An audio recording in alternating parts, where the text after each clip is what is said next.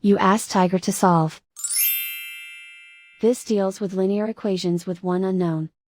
The final result is y equals 5. Let's solve it step by step. Group all constants on the right side of the equation. Add 8 to both sides. Simplify the arithmetic.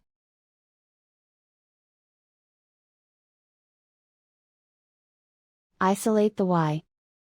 Divide both sides by 3. Simplify the fraction. Find the greatest common factor of the numerator and denominator. Factor out and cancel the greatest common factor. And so the final result is y equals 5.